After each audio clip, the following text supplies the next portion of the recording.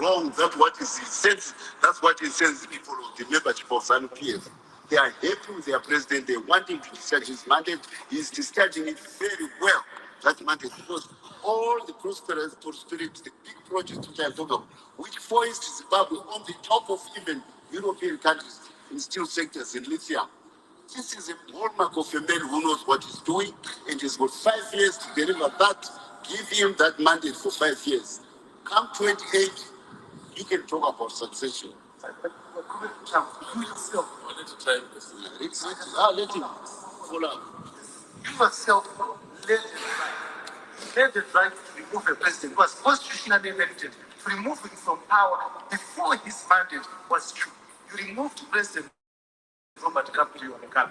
Why can't you allow others, if they so wish, to do what you did? The reason why President Mugabe had to be removed is very clear. Along the way, he had decided to create a dynasty out of this country. So he was moving with his own successional agenda outside the context of the Zimbabwe people. He had turned his house and his household into a courthouse of intrigue against the constitution of Zimbabwe.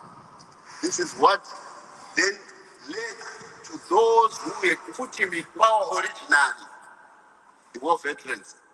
We know where Mugabe came from. We know how we got to that power. We made it possible. The Mkakao document, we made it possible. The war which was fought, we made it possible.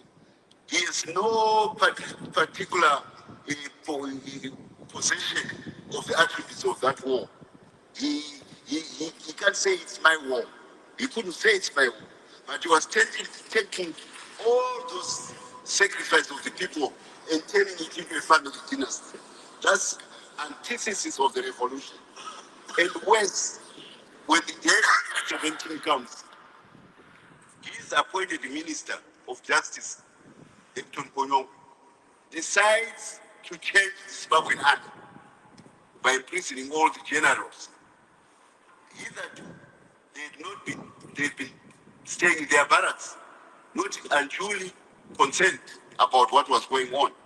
But when dockets were signed for them to be removed because someone was writing on the dynastic pretenses of Mugabe, of course, the people of Zimbabwe and their army united, because this country is born of the unity of the people of Zimbabwe and their army. And they said, we will not tolerate this nonsense. This is the reality. If you begin to subvert the state, yourself as head of state, and that's why there's a difference between President Mnangagwa saying, I'm a constitutionalist, I follow the constitution, from Mugabe saying, my wife becomes the new queen when I'm gone. You all saw it. She was even prepared to say his grave will rule, his boss will rule from the grave. You all saw it. You saw it. What sane country tolerates that kind of nonsense? More so, a country which went through the pains of a terrible war to restore its identity. So there's no juxtaposition between President Mnangagwa, a constitutionalist, and Mugabe, a dynastic dictator. It's said. Some people say, well, we're revising our view about Mugabe. No, we are not. We are being consistent as revolutionaries. When the time came that a leader is no longer serving the revolution, we removed them. And our people supported the war even when leaders were removed, because leaders had tried to become entitled to the revolution. We have been dispensing with such kind of leadership as the winnowing of the identity of the revolution of Zimbabwe. That's why we are where we are today. And whenever a leader becomes bigger than the revolution, we deal with him, because that is the tradition of ZANU-PF. That's what answers your question. Mnangagwa is a constitutionalist. Mugabe was a dynastic pretender towards the end of his career. Maybe he was always, but he never showed it. But the day he started showing it, the flags went up, red flags, and in the end, we showed him who mattered. The people of Zimbabwe and their state apparatus matter much more than any individual. Because these people of Zimbabwe and their state apparatus, they are born of the crucible of the armed struggle, which made each family lose a member. Each family in Zimbabwe lost somebody from that generation. We cannot afford any deviations from the revolutionary traditions of ZANU-PF. I hope I answer your question. Are there any other questions? Country that is an economy that is breaking failed to pay its lectures. The second question is that your party's provincial leadership in Harare posed that Mudakwasi Tagwirei be brought into the central committee. And we understand that the party leadership is currently reviewing a proposal by your political commissar, Nyalazi Matata, to have Tagwirei into the political. Now, this succession moves and matches that are going on in your party. I will start by the last one. Anybody is free to join ZANU-PF, whether be a businessman, whether you be a farmer, whether you be a fisherman, whatever. Obviously, the more business people we can have in the party, it means that they are beginning to acknowledge the palpable prosperity which the president is giving to the country. So if businessmen in their numbers begin to gravitate towards the party, we applaud that.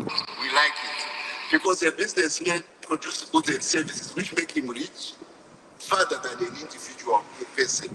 So there's nothing wrong with businessmen coming into the party. If certain provinces feel that that person should become a central committee member and they set their recommendations, the party will consider those resolutions and it will come out with an appropriate decision. What would be wrong is to say we are getting into the party so that I can become that and that post, that I can become the president.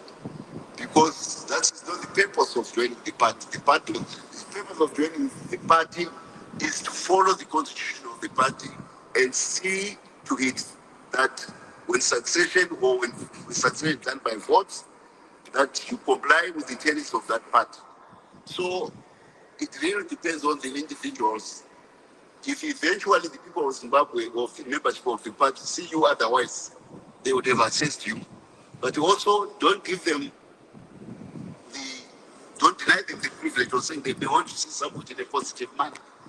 That's why our democracy thrives. It's a mass party, it's not a vanguard party. So it allows everybody to come into the party. Yes.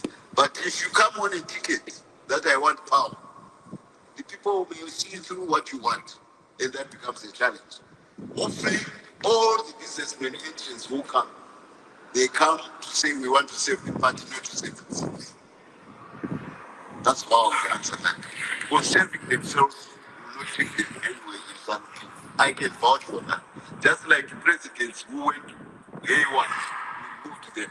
ZANU-PF will winnow out any people who may have hidden ambitions other than following the strictures of the ZANU-PF and its record for the Zimbabwe revolution.